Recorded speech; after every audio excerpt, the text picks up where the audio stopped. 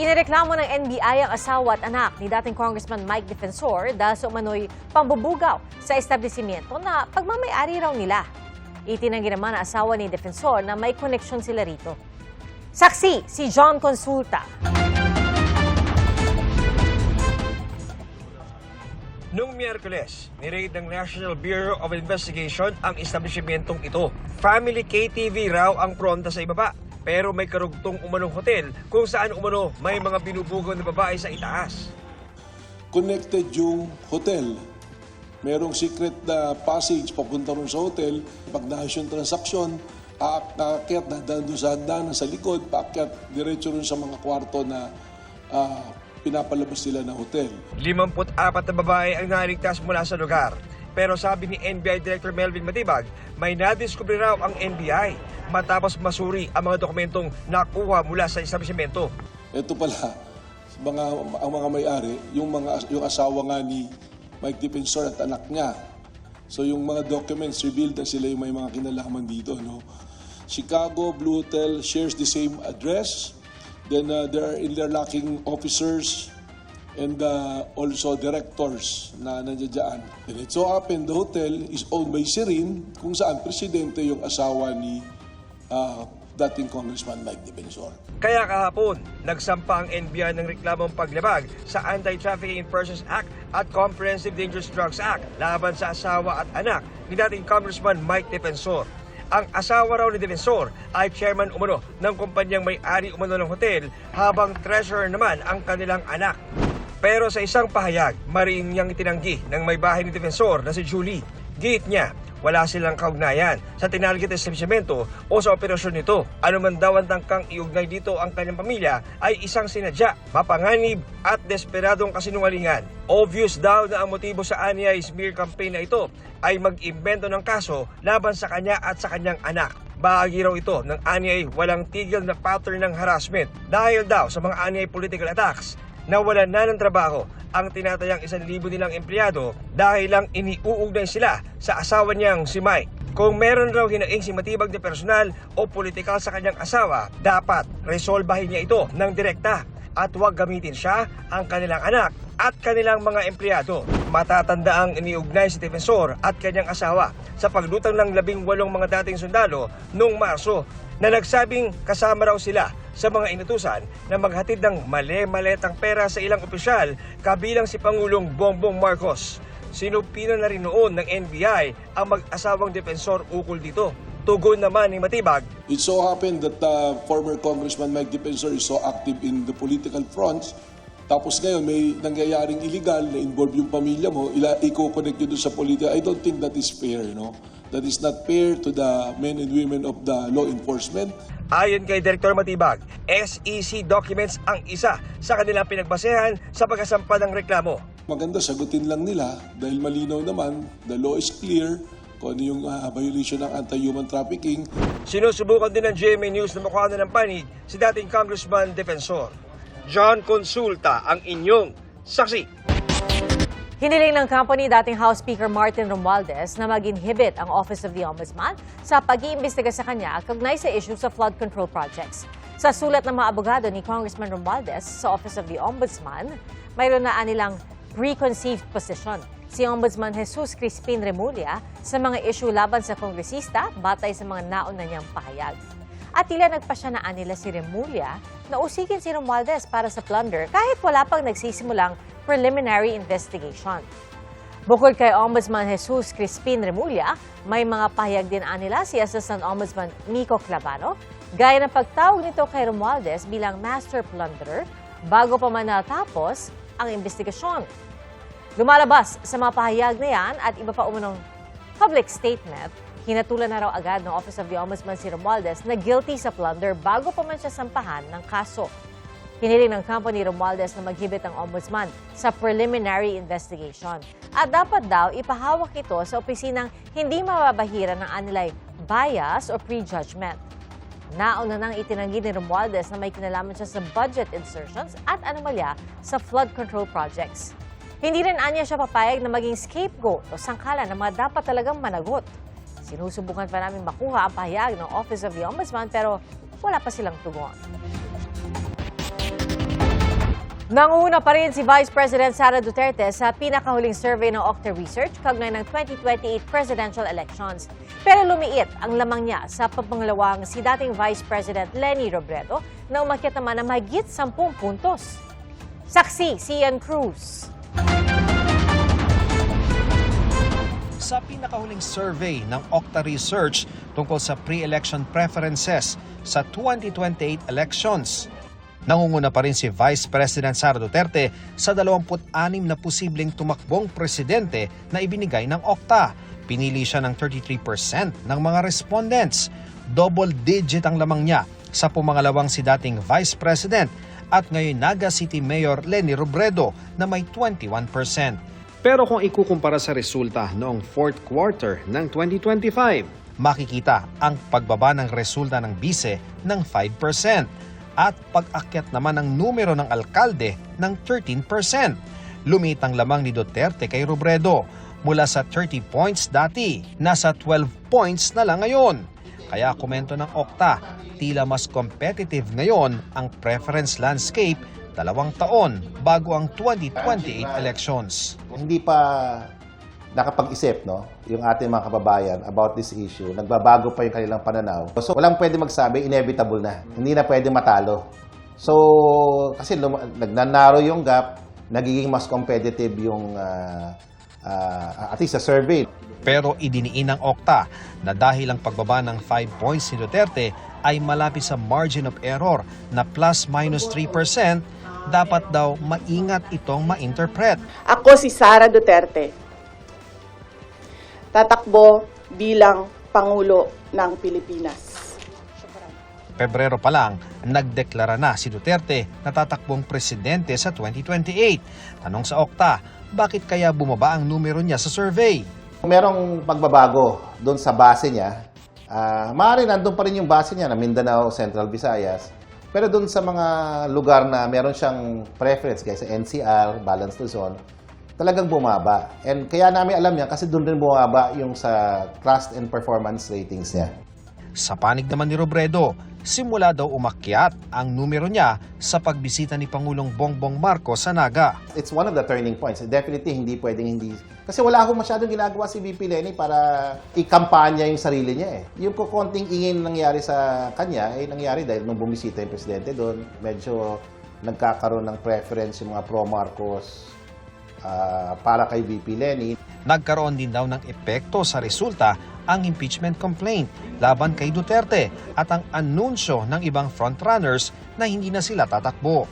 Ang survey ginawa noong March 19 hanggang 25, panoong hindi pa sinasabi ni Robredo na hindi siya tatakbo sa anumang national position. Ever since man, pag kandidato kong Naga, klaro sa kuya na din ako mabalik ng national. Ano kaya ang epekto nito at ng gumugulong na impeachment case sa mga susunod na buwan? So all that negative talk coming out of the impeachment, her numbers might take a hit. On the flip side, nagsabi rin si VP na hindi siya tatakbo. So hindi natin alam kung saan pupunta yung preference ng mga kababayan natin na naghahanap ng alternatibo versus VP Sara Duterte. Sa survey, pumangatlo si Manila Mayor Isko Moreno, pang-apat si Senador Raffy Tulfo at pumang-5 si Senador Bam Aquino. 2% sa mga na-survey ang undecided, 1% naman ang hindi nagbigay ng tugon, habang ang nalalabing 20% nakakalat sa 21 iba pang potential presidential contenders. Hindi raw kinumisyon ng survey at meron itong 1,200 respondents. Ian Cruz ang inyong saksi. Ilang araw nang inaapula ang 2 wildfire na sumiklab sa Japan. Sa Amerika, matinding pinsalang iniwan ng buhawi. Ating saksihan. Nagdilim ang paligid at naglipara ng mga debris ng manalasang isang buhawi sa Enid, Oklahoma sa Amerika. Nagdulot ito ng matinding pinsala sa iba't ibang estruktura, kabilang ang isang base ng Air Force. Di bababa sa 10 ang nagtamo ng minor injuries. Inaalam pa ang kabuuang lawak ng pinsalang idinulot ng buhawi. Patuloy naman ang paggapang ng 2 wildfires sa Iwate Prefecture sa Japan. Unang sumiklab ang sunog pasado 2:00 ng hapon itong Miyerkules. Saka sumunod ang isa na 10 kilometro ang layo mula sa nauna. Gumagamit na ng helicopter ang mga bumbero para magsaboy ng tubig pero patuloy ang paglapit ng apoy sa kabahayan. Mahigit 2,500 residente na ang inilikas. Labis ang pangamba ng mga residente lalo't nitong Lunes lang na itala ang magnitude 7.7 na lindol sa ilalim ng dagat malapit sa Iwate Prefecture kung saan itinaas ang tsunami alert. Nanunumbalik sa kanila ang nangyari noong March 11, 2011 nang tumama ang malaking lindol sa dagat at nagdulot ng tsunami na ikinasawi ng halos 20,000 tao. Kasunod nito, marami raw sa mga tao ang nagsilipat sa matataas na lugar gaya sa kabundukan. Pero wildfire naman ang banta sa kanilang mga bahay at buhay ngayon. Mahigit 1,000 hektarya na ng lupain ang nasunog. Ayon sa local media, 8 gusali ang nasunog kabilang ang isang bahay. Nagkainitan at nagkabarila ng 2 grupo sa food court ng isang mall sa Baton Rouge, Louisiana sa Amerika. Isa ang nasawi. May mga nasugatan, kritikal ang lagay ng isa sa kanila. 5 sospek ang nasa kustodiya na ng mga pulis. Patuloy ang investigasyon. Ako si Jonathan Andal, ang inyong saksi. Nagbigay po ng update ang mga matataas na opisyal ng Pilipinas na nasa Prague kaugnay na misyon nilang pauwiin dito sa bansa si dating Congressman Zaldico. At saksi live, si Maris Umali. Maris?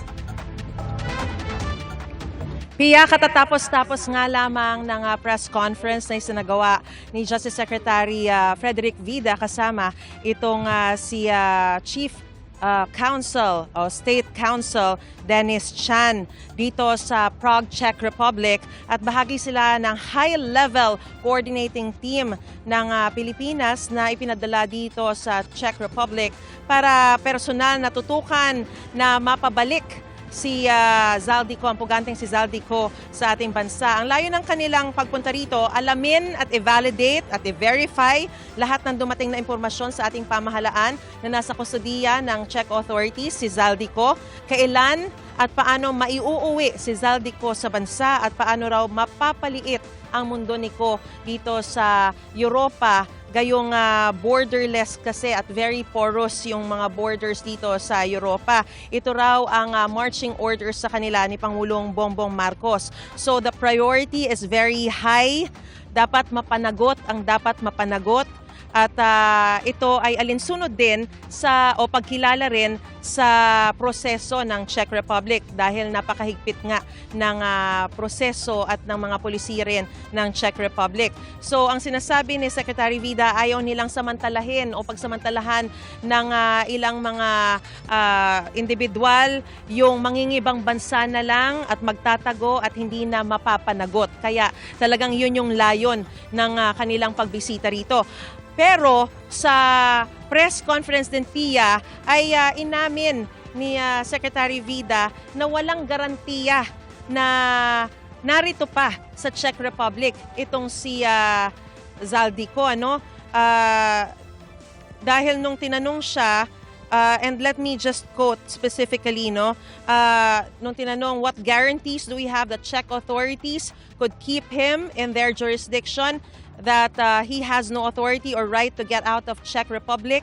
Ang sabi ng ni Secretary Vida, there is no such guarantee and we need to respect their laws. So is there a possibility that he may have been out of the Czech Republic already? Ang sabi, possible.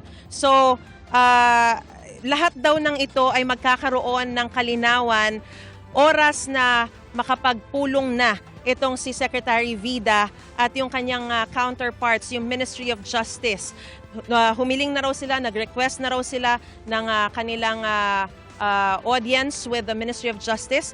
So, most likely raw mangyayari ito by early next week.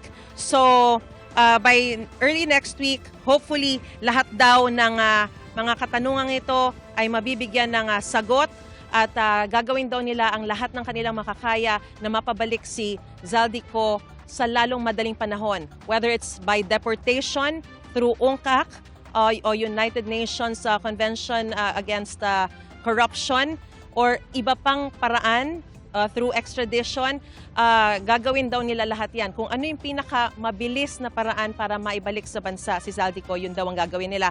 At sa ngayon, nung tanungin natin, may red notice na ba na inisyong Interpol para ma-facilitate din yung pagpapabilis ng pagpapabalik kay Zaldico sa bansa. Sa ngayon, wala pa raw red notice pero in-apply na raw nila ito noong Nobyembre pa sa Interpol at sa ngayon ay patuloy nilang hinihintay yung red notice na ito dahil sa pamamagitan daw ng red notice mas mapapabilis yung posibleng pagpapabalik kay Zaldico sa bansa. Matatandaan na Pia na itong si Zaldico ay may mga kinakaharap na malversation and graft corruption cases sa Sandigan Bayan.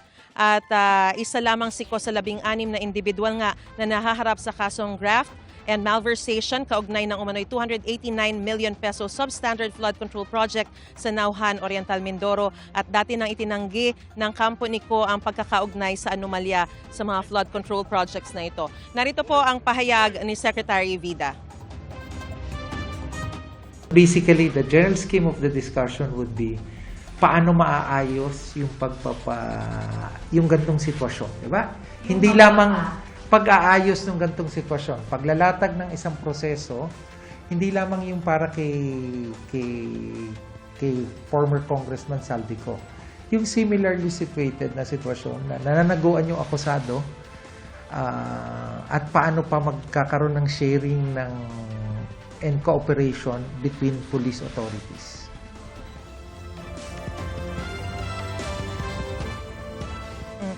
Samantala, Pia, bukas ay nakatakdang dumating na rin dito sa Prague, Czech Republic, yung kinatawan naman ng Philippine Center on Transnational Crime para tumulong sa high-level coordinating team na ito na makipag-usap sa Czech authorities para nga sa pagpapabalik kay Zaldico sa ating bansa para doon niya harapin yung kanyang mga kasong kinakaharap sa Sandigan Bayan. Pia? Maraming salamat, Marie Zumali.